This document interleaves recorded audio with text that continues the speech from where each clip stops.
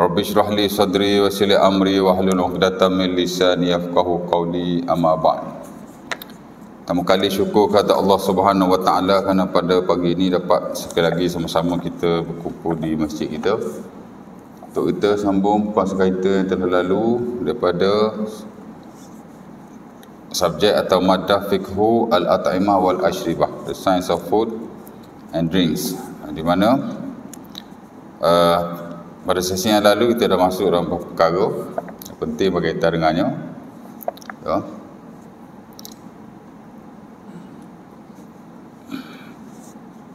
Definisi hukum dan kaedah am pemakanan dalam Islam.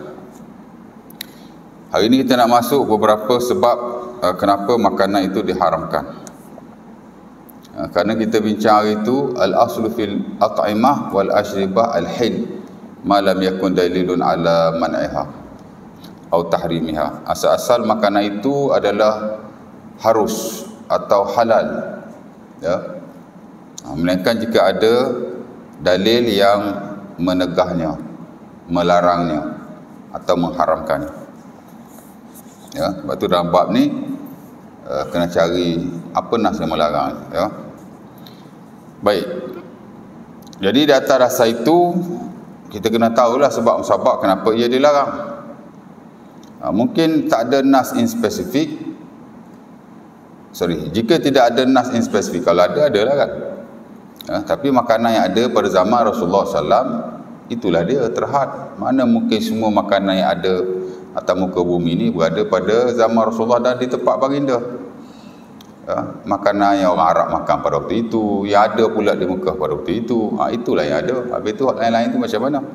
Jadi kena melihat, jika tidak ada nanas in spesifik, dan memang banyak yang tidak ada, ia tertakluk kepada beberapa perkara yang am berdasar pada nanas yang umum, ya.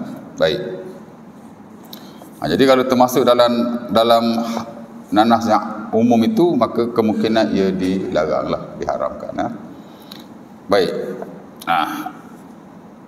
Ataupun ia juga disebut sebagai larangan am berkaitan dengan makanan, ya. Baik, pertama ialah berbahaya. Berbahaya. Bahasa Arab kita panggil ad-darar. Ad-darar, dororo. Atau juga boleh disebut sebagai durun. Durun ni makna mudarat lah. Dur atau darar. Kata si pengarang, syariat Islam mengharamkan kepada penganutnya atau pemeluknya untuk membahayakan diri sendiri ataupun orang lain, ya.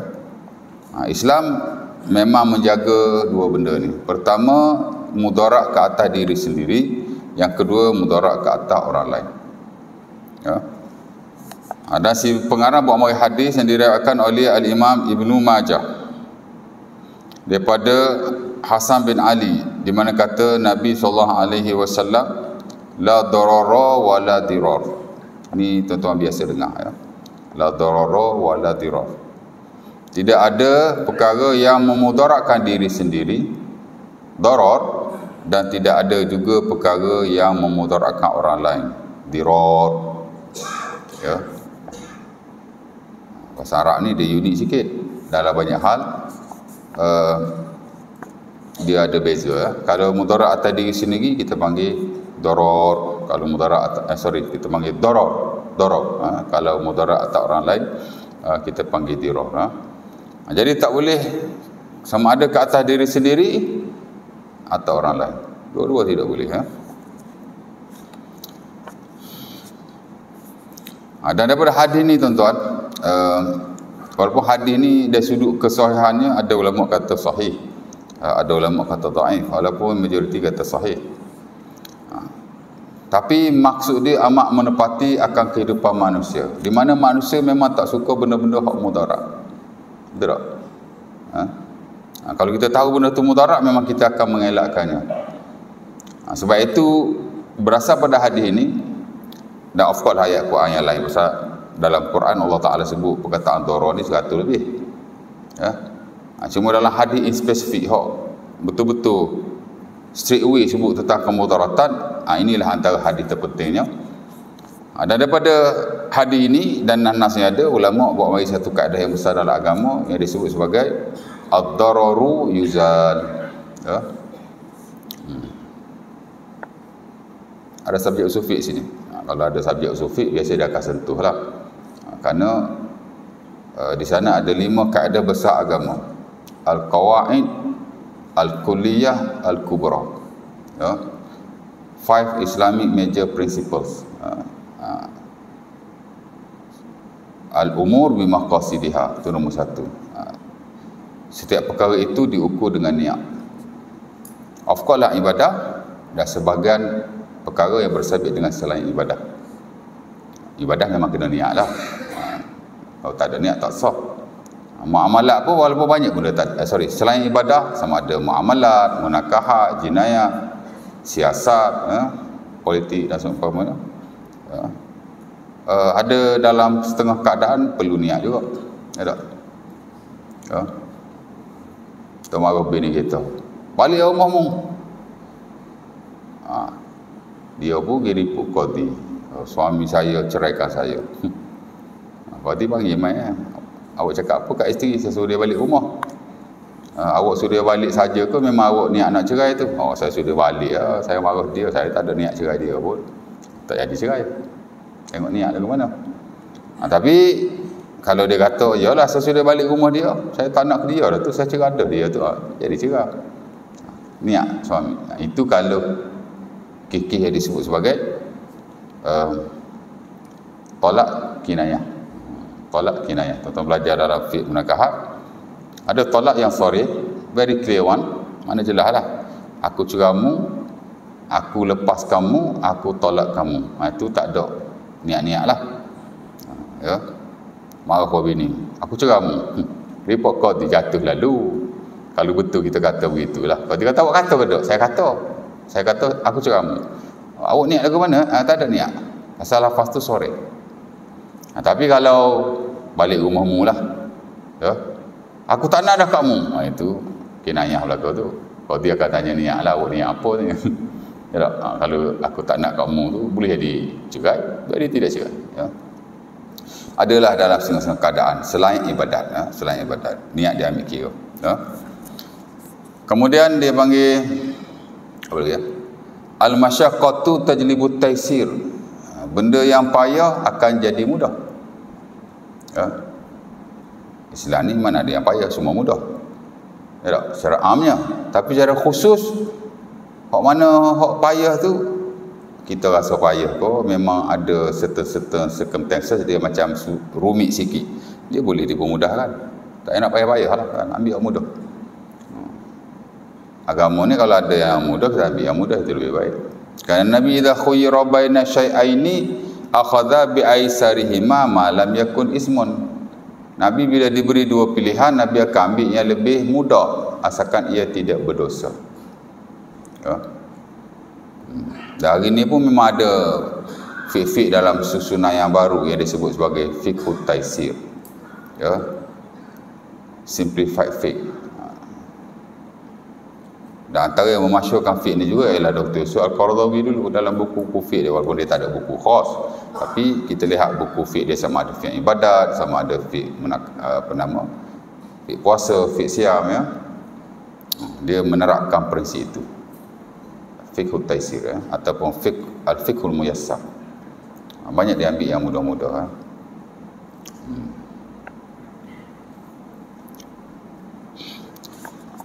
Baik, kita pun nampak macam ke arah tu.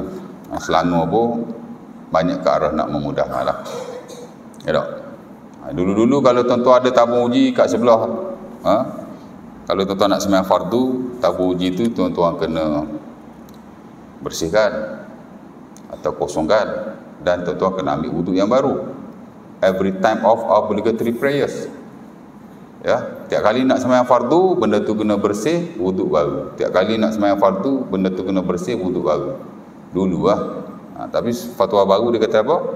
Tabung tu tak perlu dibersihkan. Hanya wuduk saja setiap kali sembahyang fardu. Betul tak? Tuan-tuan boleh cek lah dalam jabatan mufti, ya.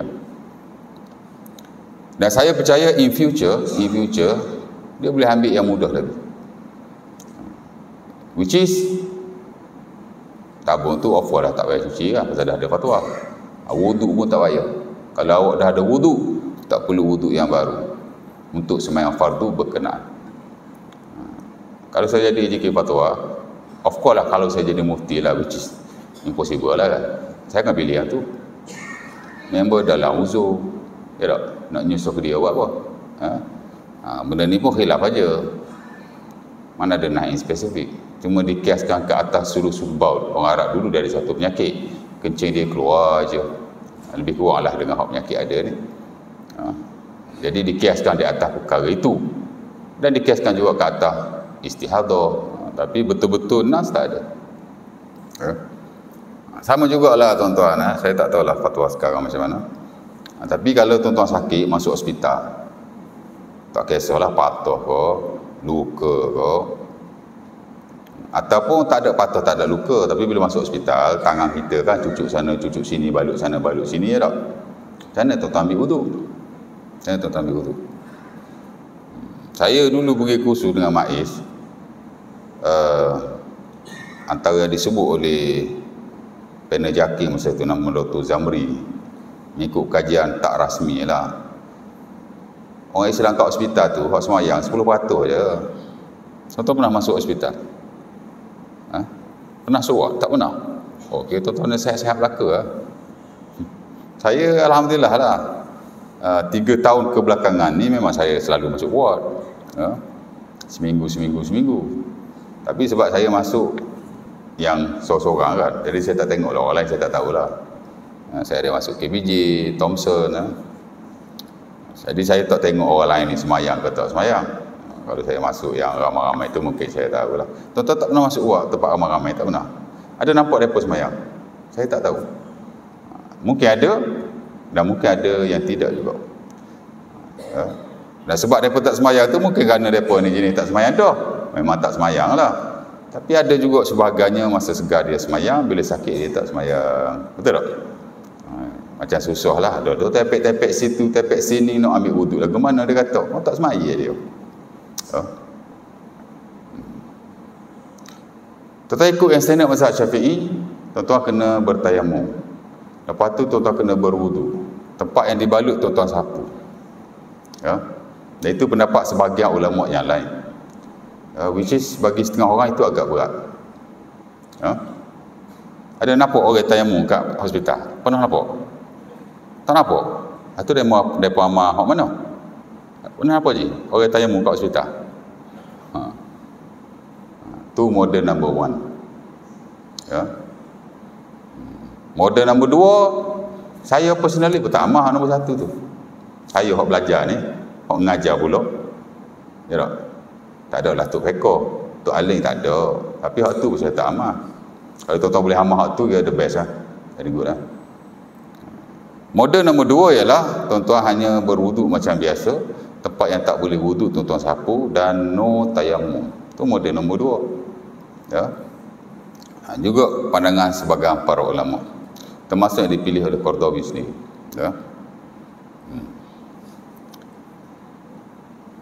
Saya amah nombor 2 ni saya wuduk aja, sapu tempat yang tak boleh sapu, tak boleh wuduk, and then saya tak tayamum. Ibadah ni kita dengan Tuhan, kita ukurlah yang mana lebih mudah untuk kita amalkan. Jadi saya tak tahulah orang tayamum tu dia semayang macam mana. Kemudian model yang ketiga, wuduk saja, tempat yang dibalut tu tidak wajib sapu lagi. Ni paling ringan sekali. Ringan sangat tu Ustaz. Bukan ahli sunnah kot. Ahli sunnah lah Al-Imam Ibn Hazm Al-Andalusi dalam bukunya Al-Muhallah. Hari ni tuan-tuan, banyak tuan-tuan ambil pendapat beliau. Imam semayang tadi wirid secara jahar, kuat. Jahar, kuat, Pak Mazhab tak ada. Az-Zuhiri, Ibn Hazm Al-Andalusi. So dalam bab wirid semayang, tuan-tuan ikut dia. Bab ni pun tuan-tuan boleh ikut dia, apa masalahnya. Qardawi pun banyak ambil pendapat dia. Yang paling mudah lah. Tapi sekurang-kurang model nombor 2 tu. Wuduk macam biasa, tempat tak boleh wuduk kerana balut, sapu di atas balutan. That's it. Sekurang-kurangnya okey lah. Sebenarnya tiga-tiga model ni, they are all applicable for all those situations. Dia boleh pakai berlaku. Dan kesemua adalah ijtihad. Ijtihad berlaku tu. Semua merujuk kepada satu nas yang diriwayatkan oleh Jabir radhiyallahu taala anhu dalam Sunan Abi Daud. Satu nas tapi pendapat lain-lain. Dan hadis itu sendiri ada masalah dari sudut sanadnya.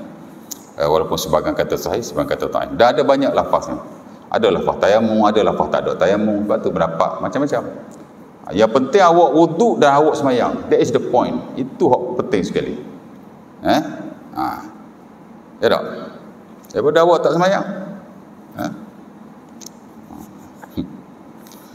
Baik, lagi jauh tu. Yang kedua, al-masyaqqah tajlibut taisir, ya. Tuan-tuan kalau sentuh isteri atau bukan mahram batal wudu, tu rata-rata lah orang yang berpegang dengan mazhab Syafi'i. Tapi kalau tuan pergi haji, pergi umrah, bawa isteri, apa kata tabung haji? Bahkan telah difatwakan di peringkat muzakarah Majlis Agama Islam Malaysia lah, MKI kan, pada tahun 2000 apa ya? 2012 saya ingat kot. Bahawa bersentuhan suami isteri di Mekah untuk urusan haji dan umrah tidak membatalkan sama sekali. Di prinsip itulah al-masyaqqatu tajlibut taisir. Benda yang payah ni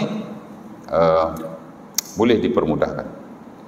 Jadi kalau benda tu sukar bagi kita, ijtihad-ijtihadnya ada, rusuh-rusuhnya ada, keringanan-keringannya ada, ambil tu. Janji urusan ibadah kita kepada Tuhan terlaksana. Ya. Apa? Kemudian yang ketiga, al-yaqinu la yuzalu bisyak. Benda yakin tak dapat dihilangkan dengan syak. Batal ke tak batal? Batal ke tak batal? Akhir tak batal? Ya. Coba wudu kan. Ya, aku batal dak wudu aku ni. Kira tak batal. Ambil yakin. 3-4. Ambil 3. Aku rekat semayang ni 3 ke 4, 3. Ambil 3. Ya. Secara umum lah. Tapi kalau asal semayang je syok. Asal syak je semayang. Nanya dah ambil 3 seumur. Boleh ambil 4 pun. Ya, one swipe. Boleh. Pasal hadis tu ada banyak version. 3 kan. Yang keempat dipanggil al-adatu muhakkamah. Ini pun interesting juga. Adat, yakni tradisi, customs, apa yang diamalkan oleh orang ramai lah. Ya. Adat-adat ni tuan-tuan, apa yang diamalkan oleh orang ramai, diterima oleh akal, tidak bercanggah dengan syariat. Itulah mana adat. Ukuran dia 3. Diamalkan oleh orang ramai, tidak bercanggah dengan akal, tidak bercanggah dengan agama. Itu adat yang agama endorse, yang boleh diamalkan lah. Tapi kalau diamalkan oleh orang ramai, bercanggah dengan akal, of course lah bercanggah dengan agama, kena reject. Itu bukan adat pada hakikatnya. Pada syarak dia bukan adat. Pada kita-kita memang adat. Ataupun diamalkan oleh orang ramai, tidak bercanggah dengan akal, tapi bercanggah dengan agama. Itu juga bukan adat pada syarak atau pada hakikatnya. Kita yang panggil adat. Adat ni dia mesti inline dengan 3 perkara ni. Diamalkan oleh orang ramai, tidak bercanggah dengan akal, ya. Kemudian tidak bercanggah juga dengan agama. Ya. Ni boleh diamalkan. Ada orang dia very strict buat adat ni. Sikit-sikit tak boleh, sikit-sikit tak boleh. Ada orang dia very open. Semua adat dia terima. Mandi safar lah, ya, kepercayaan tidak ada basis. Kita duduk tengah-tengah. Ya. As long as dia tidak bercanggah agama, akal pun tak bercanggah. Kebiasaannya benda ni kalau tak bercanggah dengan agama, dengan akal pun dia tak bercanggah. Dia tak ada lah agama ni. Agama okey, akal bercanggah, dia tak ada. Akal dengan agama dia selari. Ya. 4 kan? Al-adatu muhakkamah. Ada yang kelima dipanggil ad-dararu yuzal. Ya. Kemudaratan mesti dihilangkan. Dia pakai prinsip daripada hadis ni lah. Ya. Jadi dalam bab pemakanan pun sama. Apa-apa yang melibatkan kemudaratan, ia mesti dilarang. Sekurang-kurangnya dimakruhkan. Tengok degree dia tu macam mana. Dan dalam banyak hal ia diharamkan. Walaupun tak ada naik spesifik. Ya.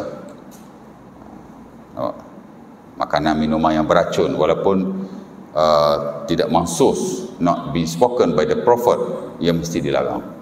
Ataupun ada unsur-unsur yang berbahaya, ada elemen-elemen yang memudaratkan kehidupan manusia, ia mesti disekatlah ya. Baik. Dulu masa PKP kita sebenarnya jarak-jarak. Pasal apa? Pasal katanya kalau sebenarnya rapat-rapat ni mudarat. Boleh, tak apa. Kalau benda yang wajib pun kita boleh orang kata apa, buat sesuatu lah. Apatah lagi benda sunat. Soft ni sunat saja di sisi majoriti. Jadi boleh saja dijarak-jarakkan ya. Kemudian beberapa gambaran berbahaya dalam soal makanan. Dia kata apa? Ada beberapa gambaran membahayakan dalam soal makanan. Pertama, makan melebihi batas. Di samping berbahaya juga pemborosan yang dilarang dalam agama. Ini betul-betul yang bahayalah ya. Pertama dia kata berlebih-lebihan. Ya. Di mana Allah Subhanahu Wa Taala larang kita berlebih-lebihan. Wa kulu washrabu wa la tusrifu innahu la yuhibbul musrifin. Ini surah Al-A'raf ayat 31. Dalam bab pemakanan ni kita selalu bacalah ayat ni. Allah Taala kata, makanlah kamu, minumlah kamu, dan jangan kamu melampau ataupun berlebih-lebihan. Allah Taala tidak suka kepada orang yang berlebih-lebihan. Berlebih-lebihan macam mana? Makan banyak tapi majoriti tidak mengharamkan, sekadar memakruhkan sahaja dan kalau boleh kita elaklah dan dari sudut kesihatan pun itu yang terbaik. Kita makan apa-apa pun hanya half dish saja, mana separuh pinggan lah, terutama nasinya atau makanan berat seumpama itu, mana kita jangan makan banyak saja. Al-mu'min ya'kulu fi ma'i wahid wal kafiru ya'kulu fi sab'ati am'a. Hadis Bukhari daripada Miqdam bin Ma' Yakrib, kata Nabi, orang Islam makan dalam satu perut, orang bukan Islam makan dalam 7 perut. Maksudnya kalau kita makan banyak, dia seumpama orang-orang bukan Islam lah. Orang kafir dia suka makan banyak kan, tak tahulah, ada orang bukan Islam pun dia makan sikit ya. Cuma mungkin sebahagian besar daripada mereka ataupun orang kafir yang ada pada zaman Rasulullah itu ya. Jadi jangan makan banyak, makan agak-agak saja ya. Berapa kali nak makan satu hari? Tak ada ketetapan Bahkan apa yang hendak dimakan pun tak ada ketetapan. Terpulanglah as soon as dia tidak bercanggah dengan syarak. Boleh jadi orang satu hari dia makan 3 kali, pagi sekali, petang sekali, malam sekali. That's okay. Ya. Ada aliran yang menghadkan makanan hanya satu hari satu kali saja. Ya. One dish a day. Ini dalam kesufian lah. Unfortunately itu yang disarankan oleh Al-Imam Al-Ghazali rahimahullah dalam Ihya. Tapi sebagai ulama lain membantahnya. Ya. Antaranya Al-Imam dia bukan bantah Imam Ghazali, Al-Qurtubi dia sebelum Imam Ghazali lagi, tapi prinsip tu datang sebelum daripada Imam Ghazali, cuma Imam Ghazali memasyhurkan kalau boleh makan satu hari kata satu kali saja. Prinsip tu sebelum tu dah ada. Tapi ulama kita macam Imam Al-Qurtubi rahimahullah telah mengkritik akan hal itu. Tidak ada ketetapan berapa kali awak nak makan suka hati. Janji makan jangan berlebihan dan tidak memudaratkan diri sendiri. Yalah, kalau makan sekali sehari tapi sikit tak cukup. Tapi kalau makan banyak kali sikit okeylah kan. Ya. Makan banyak kali tak apa, janji dalam portion yang sedikit. Itu yang kita belajar bahkan dalam perubatan. Jadi tak ada masalah sama sekali. Bahkan sebahagian golongan kata jangan makan makanan yang bagus-bagus, seperti jangan makan daging, jangan makan buah anggur, jangan makan apa-apa makanan yang nampak macam menyelerakan lah. Makan hok biasa-biasa je. Nasi, ikan kering. Jangan makan daging, jangan makan air. Macam itulah lebih kurang zaman dulu kan. Kerana katanya akan menyebabkan ruh jadi lemah, akan menyebabkan kita malas buat ibadah. dah seumpama itu. Kata Al-Qurtubi rahimahullah, hadza khata'un, this is wrong. Kana an-nabi ya'kulu wa ashabuhu ya'kuluna al-lahma wal 'inaba thumma yakhrujuna ila as-salah. Ya, Nabi SAW dan para sahabatnya memakan daging dan inab yang ni anggur lah. Anggur ni kira makanan yang bagus kan, tapi mereka pergi solat. Ya. Isu dia bukan apa yang kita makan, tapi bagaimana kita memakannya. Awak makan banyak, mungkin awak akan jadi malas lah. Ya. Tak ada apa masalah sama sekali. Bahkan tuan-tuan, unfortunately lah, ada beberapa hadis yang masuk juga dalam buku-buku ulama kita tentang larangan memakan daging. Ya. Dia tak bagi kita makan daging. Siapa-siapa yang makan daging, dia akan jadi ke hati. Ada hadis tu. Kita tak dapat nak tengok connection lah, ataupun perkaitan antara daging dengan hati. Pasal apa makan daging jadi ke hati? Hadis tu ada tuan. Hatta dalam Ihya Ulumuddin pun Imam Ghazali dia maksud hadis tu. Tapi ulama kita Al-Imam Al-Munawi rahimahullah, dia dah perbetulkan balik. Hadis tu daripada Syiah sebenarnya, daripada Ali bin Abi Thalib. Ya. Kalau makan hari-hari, hati jadi kerah. Kalau tak makan pula sampai 40 hari, boleh jadi bodoh macam tu lah. Tak ada kena-mena kan. Tak makan, tak boleh makan, tak boleh mana satu ni. Zahir hadis tu pun ghair ma'qul, it's not logic. Ya. Ada seorang ni cerita lama, cerita 4 tahun lepas kan, saya pernah post hadis tu. Ada seorang dia marah saya. Kalau hadis ni tak betul, dia kata tak kaya Imam Ghazali masuk dalam buku dia. Awak bakar prinsip tu, awak daripada planet mana ni? Ulama kita dah perbetulkan balik ya. Antaranya Al-Munawi lah. Hadis-hadis bab pemakanan ni nak tengok juga ya. Ada sebagainya tidak sahih. Bahkan dia bukan hadis pun, bukan hadis pun. Jadi kita tak perlulah taksub atau seumpama. Baik. Kemudian Allah Ta'ala berfirman lagi. Ini dalam bab dia kata tadi makan lebih, makan banyak. Boros juga termasuk dalam ayat ni. Boros ni makna membazir. Membazir. Makan-makan nasi tak habis. Tahu. Jadi kita ambil portion yang betul. Jangan bagi ada pembaziran. Membazir ni amalan syaitan. Tuan-tuan pun tahu. Dah jadi peribahasa Melayu kan. Membazir amalan syaitan. Pasal Allah Ta'ala kata surah apa tu? Wala tubazziru innal mubazzirina kanu ikhwana syayatin. Jangan kamu membazir. Kerana membazir itu adalah perbuatan syaitan. Kerana orang-orang yang membazir itu adalah adik-beradik syaitan. Jangan bazir. Bazir ni sebenarnya bukan makanan saja, bazir pakaian. Pakaian yang kita dah tak boleh pakai, sedekah kat orang. Ya, saya tak kata haram, tapi sebaik-baiknya. Ni pun baju orang sedekah ni tuan. Member dah mati. Jadi isteri dia sedekahkan baju. Saya pergi ambil, dapat 2 helai rupa. Saya tak kenal pun dia kenal dalam Facebook. Tapi dekat rumah saya, ada orang tak berani nak ambil baju orang yang telah mati untuk disedekahkan. Takut ada sakor di baju ni, dia kata. Ada sakor baju. Bahkan ada sebahagian, unfortunately lah, ustaz juga, dia kata baju-baju untuk nenek kita atau mak pak kita tu, nenek dah mak pak kita tu, kalau tak nak, dia kata bakar je. Nak sedekah-sedekah lah, tapi saya cadangkan bakar. Sebab dia kata kadang mak pak kita ni ada saka lah, apalah. Banyak kes dia kata baju mak bapak setelah dibakar, anak dia sembuh daripada sakit. Saya kata bodoh benar, jin tu duduk dekat baju. Habis tu masa kita bakar baju tu, jin tu tak lari. Kamu lah. Ini zaman apa ni?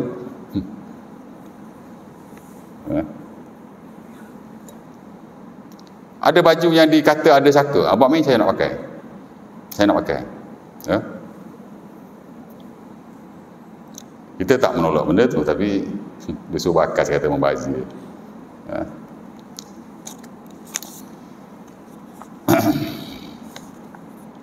Membazir tak boleh ya. Mak bapak kita dah mati. Biasa baju Dengan mangkuk kita tak bagi, adik-beradik apa tak bagi. Siapa nak ambil? Kita buat muafakat umum kan. Ni baju mak ayah kita ni, pinggan mangkuk mak ayah kita ni apa gitu gini, siapa nak ambil lah. Siapa tak say tak payah ambil. Setuju. Tak payah ada dokumen, benda-benda macam tu. Jadi siapa nak baju mak ayah dia ambil. Pinggan mangkuk mak ayah dia ambil kan. Ada lebihan sedekah kat orang. Mungkin tak ada orang yang nak. Ada baju kadang tak padan lah. Kadang baju peta-peta lama, siapa nak pakai? Sedekah kat orang. Tapi kalau tak ada orang yang nak disedekahkan, bakar ke? Jangan bakar dulu, simpan dulu. Jangan bazir. Innallaha kariha lakum arba'an. Salasan kilo aqal wa idha'atil mal wa kasratis su'al. Allah Ta'ala tak suka 3 benda. Salah satu ialah idha'atul mal, jangan membazir. Tentang kalau berjalan, jumpa buah apple sebiji, ambil makan. Tidak haram, malah digalakkan, sunnah. Ambil makan. Lepas tu dia tak payah cari. Tak wajib cari tuan. Untuk harta yang kecil-kecil seumpama itu. Bahkan kalau makanan, yang mana kalau kita tak ambil dia akan rosak. Tuan-tuan ambil makan, dapat pahala tuan. Pasal Allah Ta'ala tak suka pembaziran. Isteri Nabi Ummu Salamah, dia nampak buah tamar, dia ambil makan. Siapa punya buah tamar tu? Mana aku tahu. Makan. Bahkan Nabi sendiri pun dalam hadis Bukhari, daripada Anas bin Malik, tengok ada buah tamar. Nabi nak ambil, Nabi kata apa? Laula anni khasyitu annaha minas sadaqah la akaltuha. Aku nak makan ni tapi aku takut dia sedekah atau zakat. Kerana Nabi tak boleh ambil sedekah atau zakat. Zakat sepakat ulama lah, tapi sedekah tak sepakat. Tapi takut zakat atau sedekah Nabi tak ambil. Tapi kalau orang lain boleh ambil, kita ambil. Ya tak? Ada member tu tuan-tuan, dia jumpa apple tepi sungai. Jumpa apple. Ya. Dia makan apple tu. Lepas tu dia terfikir, Allah, apple siapa lah aku makan. Ya. Dia pergi cari tuan, sepanjang sungai pergi cari tuan. Jumpa tu dia. Tu dia kata, awak kena kerja untuk saya 7 tahun. Kerjalah dia. Habis 7 tahun, kena kerja pula 7 tahun. 14 tahun dia kerja hanya kerana sebuah apple. Aduh, kesian dia. Tak tahulah siapa yang tak cerdik. Sama ada si pemakan apple ataupun tuan apple tu. Saya rasa dua-dua tak cerdik. Lepas tu paksa suruh kahwin dengan anak dia pula. Asyik baik anak dia orang cantik. Akhirnya yang makan apple, yang kerja sampai 14 tahun, yang kahwin dengan anak tu, dipaksa kahwin dengan anak dia apa gitu gini kan. Beranak, lahirlah Syekh Abdul Qadir Jalani. Bapa Syekh Abdul Qadir Jalani rupanya. Jadi dia kata bapa yang warak menghasilkan anak yang soleh. Betul, bapa yang soleh mungkin menghasilkan anak yang soleh. Tapi macam mana bapa dia tak tahu benda tu, tak payah cari tuan makan. Saya rasa kisah tu tak betul. Baik. Okey. Jadi tak boleh membazir boros. Kemudian minum racun. Allah Taala kata wala taqtulu anfusakum innallaha kana bikum rahim. Ini contoh aja. Surah An-Nisa ayat 29. Ini pun penting juga. Allah Ta'ala kata jangan kamu bunuh dirimu, Allah Ta'ala amat merahmati kamu. Ya.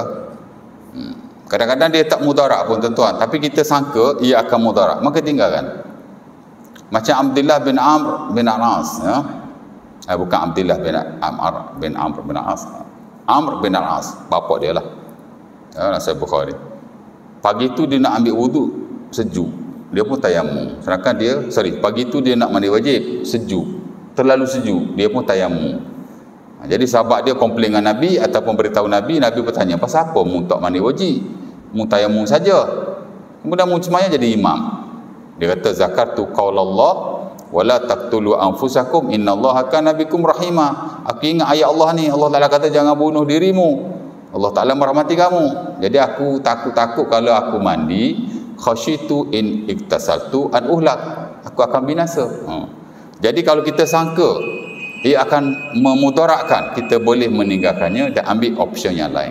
Apatah lagi kalau confirm benda tu memudaratkan, maka mestilah atau lebih-lebih lagi mesti ditinggalkan.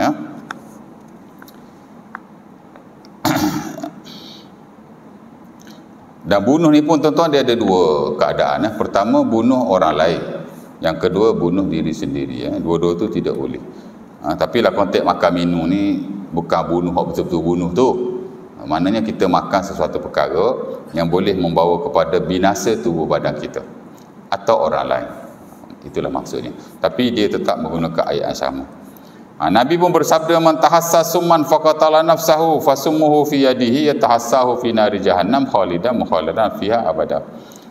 Dia ambil hadis Nabi ni, hadis Bukhari daripada Abi Hurairah. Siapa-siapa yang minum racun di hari akhirat nanti, racun akan berada di tangannya. Dia akan minum selama-lamanya pada hari akhirat dalam neraka Jahannam. Ya. Ni kes kalau kita makan benda tu menyebabkan kita mati atau binasa lah. Dalam keadaan kita sengaja, kita tahu benda tu mudarat. Ya. Makan-makan mati. Niat nak bunuh diri lah. Dalam konteks hadis ni sebenarnya dia niat nak bunuh diri. Ya. Jadi tidak boleh lah ya.